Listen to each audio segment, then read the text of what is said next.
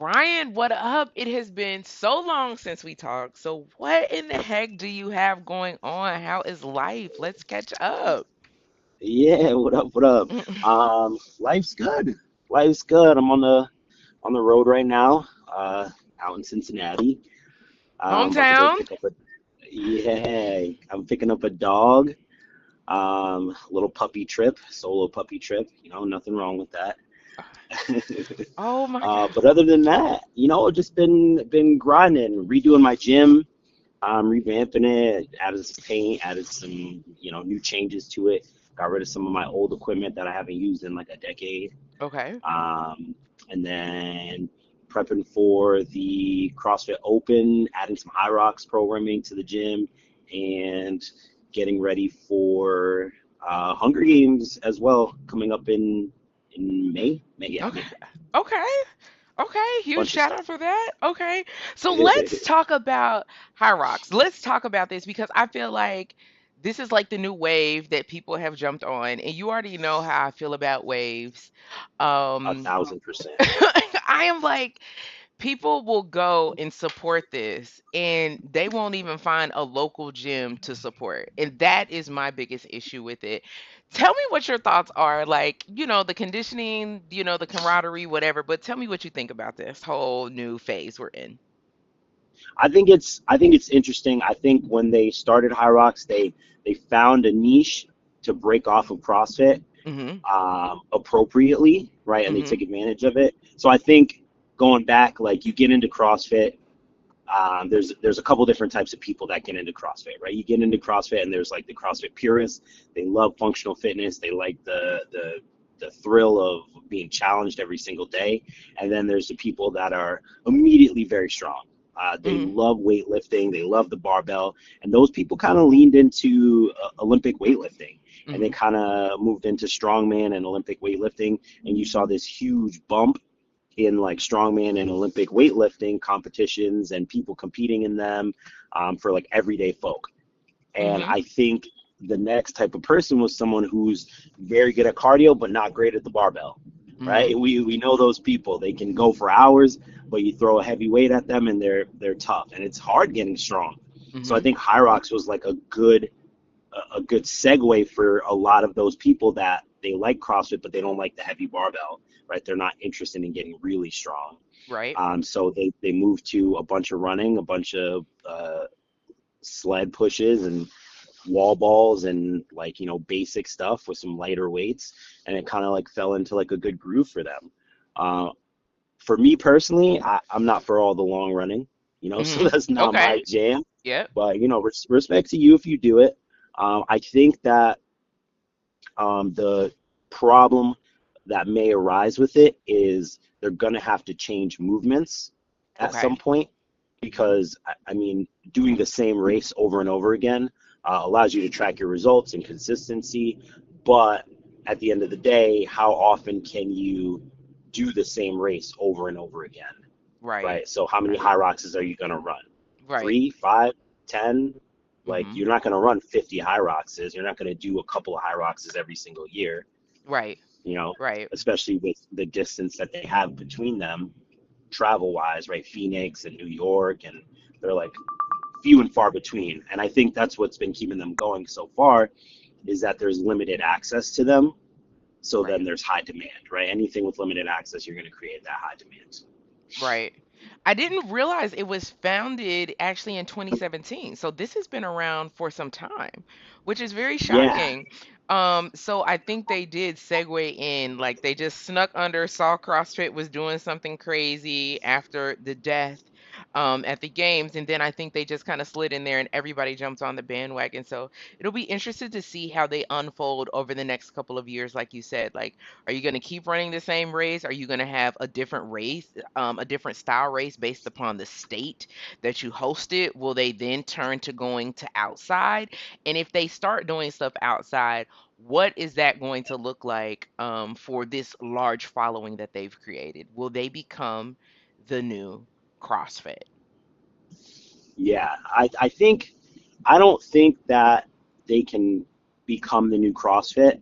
I think the CrossFit transition, like a lot of the games athletes going from CrossFit and hopping into a Hyrox and doing really well. Mhm. It's easy for them because of the modality of it, right? If Mhm. you can run 1,000 meters and you can manage fatigue Right. well, then you're going to do fine in Hyrox, like well enough at least, especially if you're an elite CrossFitter.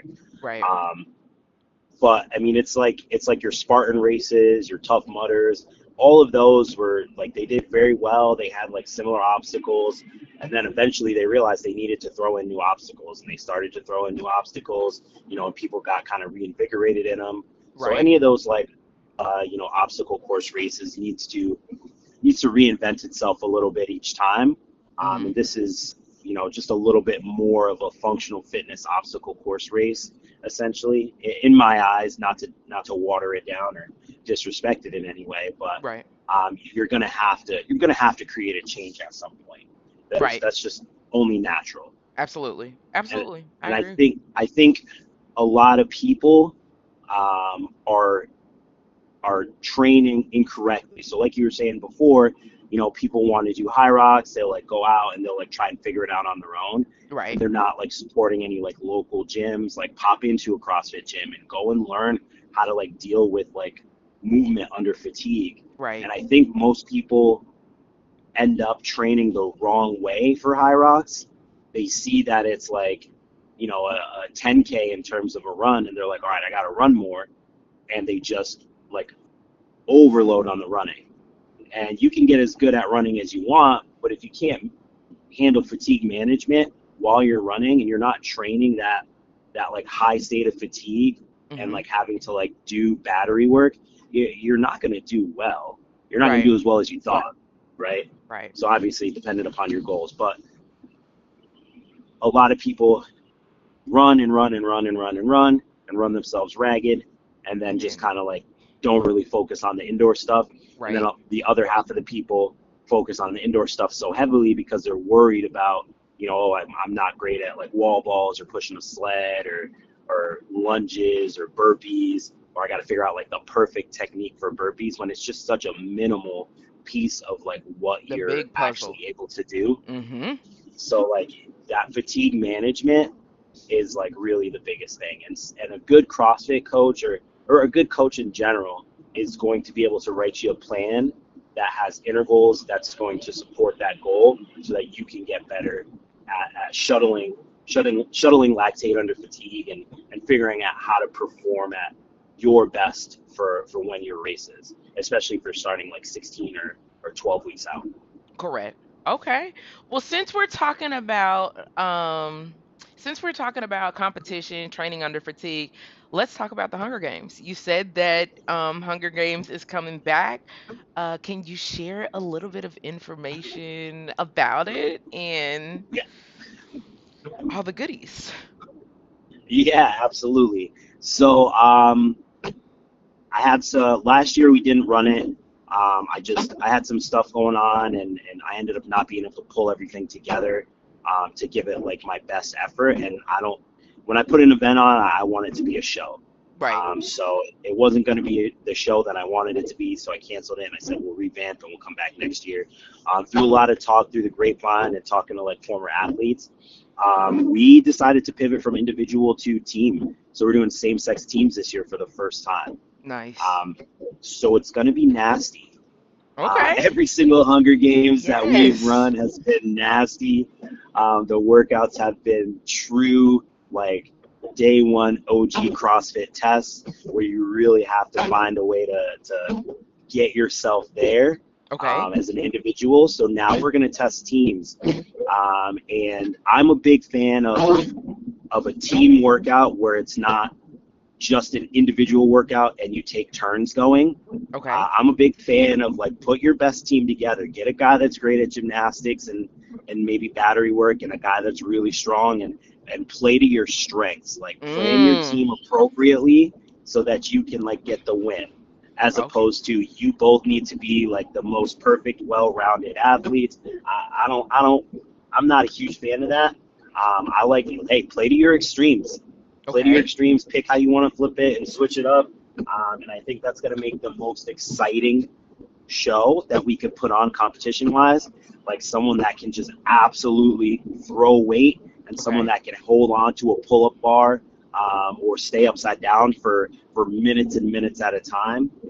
Now you're talking about high speed, high intensity, and a real race on every single piece of the puzzle, which is what I look forward to when I watch a competition. And I know everybody else. Nobody wants to watch a 5K run. Nobody Uh, wants to watch a 5K run. Nobody You are wants to surely watch a right about 5K run. that.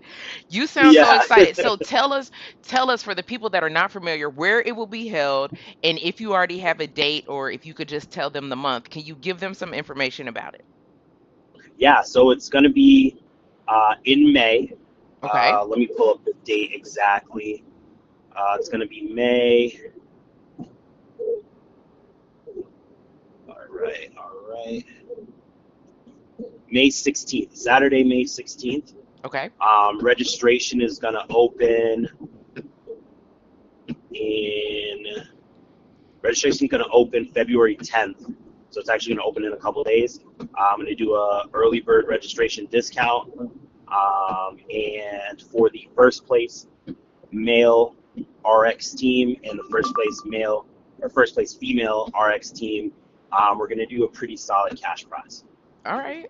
That sounds and it's going to great. be at Invulnerable Athletics in East Windsor, Connecticut, um, right in the home gym. Hey, that sounds like a fun time. Oh my gosh, that sounds so exciting. So, we'll definitely be pushing that on the Melanin Fitness Nation platform so people can go ahead and sign up. I guess we might as well go ahead and talk briefly about Atlanta Masters Classic. We've been getting a lot of people hitting up our inbox asking us about the Atlanta Masters Classic. So I guess we can share what we can as of right now. So I know we've kind of been on a hiatus for a little while. For the people that don't know, I lost my dad a couple years ago. Brian was doing some shifting and stuff as he has already stated. So we are back on the grind to revive the Atlanta Masters Classic. So Brian, can you tell us what this may look like? Yeah, so again, we got a lot of requests and a lot of feedback from the last couple of years to kind of go partner. So we shifted over to a partner workout for that. Okay. So that's going to allow a lot more involvement. It's going to allow a lot more people to really get excited about it. Every year we have people that come and watch and they go, man, I have to participate next year. But they are a little nervous about going individual, not quite sure of themselves. But as we know in CrossFit, torture is a little bit better when you have friends. Of course. Of course. so, so running a partner workout where you can kind of struggle bust it with somebody, I think was the move that they really needed. Right. So I'm excited to see people kind of fly in from all over with their partners or partner with people from different states to kind of make these interactions because people know each other now and they've been Yeah. interacting, on Mhm. Instagram, on Facebook for years from different places all over the place. So maybe we even get like a couple people to do a little meet cute over Right. at the Atlanta Masters Classics. So that would Mhm. be pretty dope to hear a little AMC love story Would later on love. down the road. That would be so cute. Oh my gosh, yes, because there are people that are booed up now. I would love that. Yeah, so that's exciting, and we're looking forward to that. You know how we do it at the Atlanta Masters Classic. There's going to be food. There's going to be DJs. It's going to be a party atmosphere. Work hard, play hard is always the motto. And I mean, it's Black History Month, so get your butts online, and as soon as that registration's out, go support. Go support. I know that's right. Because let me tell you, I already know Brian has some really sick and disgusting stuff up his sleeve for this team workout. And I hope you all have been getting ready, especially the people that just turned 40 that haven't competed in a while. I expect to see them there with bells and whistles on. Absolutely. So yeah, so I'm let's make excited. it happen. So, Brian, let's talk about because people always pop in the inbox. They're either asking about the Atlanta Masters Classic or they're asking about advice if they are looking to be a gym owner, or maybe they need to like change up the feel in their gym. You know, it's a new year. They always want to go with all this crazy stuff. So I really want to ask you, what is the best advice you can give somebody that is looking to open a gym or transition to getting a brick and mortar?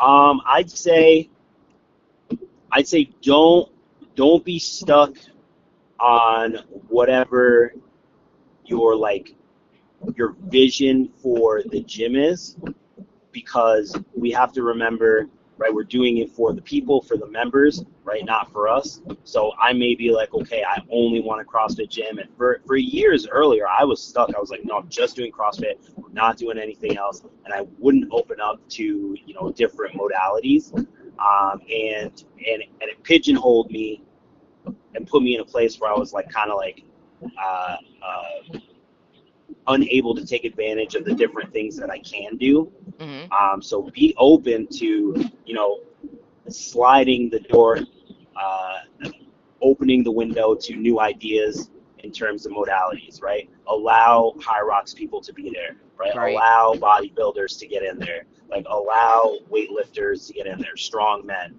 whatever that like next niche group is, right, that can come and participate and be a part of the community, is only going to build you up, and it's going to make you a better coach, because it's going to force you to go and continue your education, right? But it's going to also make you a better business owner, because now your doors are so open and inclusive that you really don't even have to worry about like, oh, what does this person do? Like, are they going to be a good fit? Like, no, it doesn't matter, because they're going to be able to come in and find something that fits for them, and Right. people don't have to leave to go somewhere else and go, oh, well, I'm going to go to a strongman gym because I really like it. Like, no, no, no, we got that right here. Like, I'm Right. going to go Olympic weightlift because I like that. We got that right here, Right. right? Your one-stop shop for whatever you need, right? I think that's the biggest thing. And then the second biggest thing I can give you is know your numbers, and don't grow until you know, right? So don't create some sort of large overhead because you had a good month or a good 2 months, right? Stay Mhm. in your place until you're sure everything is good to go and you can handle whatever the next big move is, or an upgrade or a movement to brick and mortar, right? Have enough and then make that move. I've seen a Mhm. lot of gyms, especially during COVID, a lot of gyms shut down because they were hot for a moment and they went big with their Yep. brick and mortar, or went big with whatever they were trying to plan, Then we and had they home gyms. Yep. didn't have that setup, Mhm. that base established, Mhm. right? You have to have that in order to make sure that you can afford to keep going, right? Basic business. And then three, if I give you a third one, I know you said one, but now I'm here. I'm on a tangent. I'm spitting. You have to be a part of the community, right? Yes. These like people that are like, they own a gym and they're never there. They own a gym, they kind of program from far away, whatever the case may be. It's not your gym at that point. Like, you're just an investor, Right. right? The people that are in the community, talking to the people, hanging out with the people, um, connecting with the people. People's birthdays. You have to be a part of it, because those are the same gyms that they grew too big. They had 300 members, right? And they're like, we're rolling in money, but they don't know their 12 o'clock class. They don't know their 1 o'clock class. They Mhm. don't know their 5 o'clock class. Their 6 o'clock class hasn't seen them in 8 months, whatever Mhm. the case may be. And obviously, as an owner, your goal is not to work every single class and work in the business all the time, but you show face. You have events, you have clinics, you have seminars, you make sure that people know you, and get your face around, get your name around, and connect with your people, right? Mhm. There Mhm. shouldn't be new people coming into the gym that you don't meet and you don't know, because that's a surefire way. When something like COVID happens, they go, you got 100 members, you'll be all right. I'm going to leave and do my home gym. And everyone thinks that, and all of a sudden you got 5 members left and you got Yep. to shut down. Shut down. There it is. I always try to tell gym owners to be diverse in your offerings. A lot of groups that are already established. So getting a seniors group into the gym, also getting a book club group that works out together in the gym are always good ways to reach back out into the community. And you never know. How do you know the book club won't want to have a meetup there? How do you know the seniors won't eventually outgrow their small time period at 12 o'clock and you need to have two senior classes? So I think that is huge when it comes to space. As we know, there's not a lot of minorities that are owning gyms. So my best advice to gym owners that are not of minorities, don't make up a minority. I would say show diversity on your page. Please show diversity on your page. And I'm not just saying Happy Black History Month. Just show the diversity so we can feel comfortable and that you have a welcoming space. And so we know that you are an ally. So that's definitely Absolutely. some tips that I think people can take and use. Also, the golden ticket that I will say, these gym owners absolutely need to consider getting their SAM's number and or cage number. There is money out here, there is funding out here, working with the county, working with the state to create programs. There is a way for you to be able to sustain yourself and not just be solely membership based. Lock in with the long money so therefore you can sustain and grow your gym. So, those are my bits of advice when it comes to being in the industry. So I guess that's it, Brian. I mean, we've caught up. We can definitely have more conversations, but I think that's a good start. I think that's a good start Yeah, to give them a glimpse of what's going on. yeah, that was huge. I like that a lot. Okay. Perfect. Well, until next time, you all know the Hunger Games. You need to check that out. That's happening in May. The Atlanta Masters Classic, we will be making some announcements once we have everything finalized. And then be sure to go check out the website. We got things on the website so they can check it out. We're trying to provide resources, tools, and tips. So be sure to check that out so you can get information. And then, Brian, what about this program we talked about? Are you going to drop the program or are you just going to keep gatekeeping on this program? I'm gonna drop it. I swear. I swear. I know I'm taking my sweet time, but it's gold, and I don't know. I'm a perfectionist, so I guess I should just pop into action as opposed to trying to make it as beautiful as I can, Let me just because it say works. it absolutely works. Brian was looking for some people to actually follow this. Was it 10 weeks or was it 14 weeks? It Was it was 10? 14 weeks. 14 weeks. Okay. So 14-week program. And let me just tell you all, I've been moving away from such, the strong CrossFit stuff, die hard, lifting all the heavy weights. I'm also working with a physical therapist because I was trying to come out of my compression sleeve when I was working out, and I've been successful with that. So Brian was looking for people to take part in a program that was 14 weeks. And you don't necessarily have to be a gym goer all the time, every day, die hard.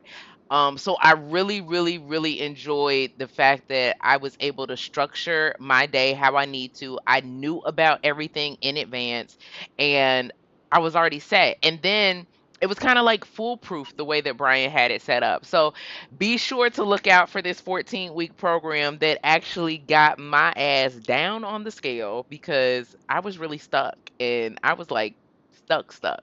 And I definitely feel a lot lighter and moving a lot better. So appreciate the nuggets, Ryan. Thank you for the 14 weeks. That was great. I'm super excited about the next 14 weeks. Listen, I'm glad you put the trust in my hands. So yeah. So until next time, Brian's gonna drop all the tea on this next I guess way to conquer all that fat, that stubborn fat that people want to lose or the hump they need to get over to get ready for competition season. So y'all be good and I guess we'll talk to you next time. Peace. See ya.